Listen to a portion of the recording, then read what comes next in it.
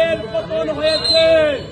শুধু পতন নয়, এই দেশ থেকে হাসিনা পালাতে বাধ্য হয়েছে।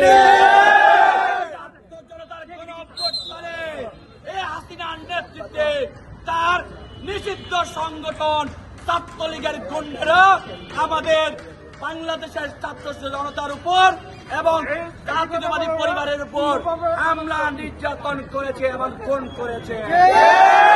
এই ধারাবাহিকতায় এই ছাত্রলীগকে বর্তমান সরকার নিষিদ্ধ করেছে। এই নিষিদ্ধ সংগঠন তারাও একটা প্রোগ্রাম ঘোষণা দিয়েছে। আমরা সারা বাংলাদেশের ন্যায় জাতীয়তাবাদী ছাত্র দলের কর্মীরা বেঁচে থাকতে তাদের এই সকল অপকর্ম নীল নকশা বাস্তবায়ন হতে দেব ইনশাআল্লাহ।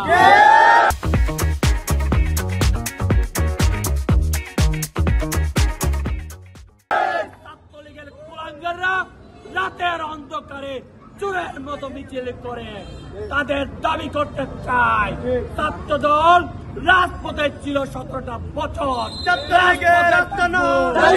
দিনের দুপুরে রাজপথে মিছিল করার সাহস দেখায়।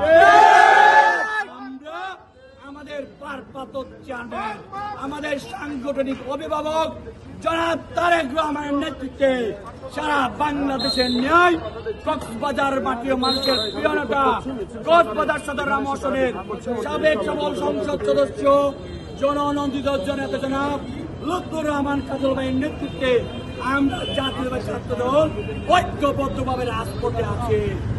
দেশের বিশৃঙ্খলা করতে চাইলে এই কক্সবাজারে যদি বিশৃঙ্খলা করতে চায় এই নিষিদ্ধ সংগঠনকে জাতীয়তাবাদী ছাত্র দল রাজপথে মোকাবেলা করবে।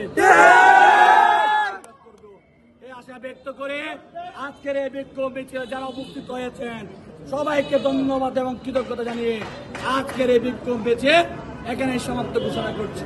ধন্যবাদ। খুদা হাফেজ। বাংলাদেশ জিন্দাবাদ।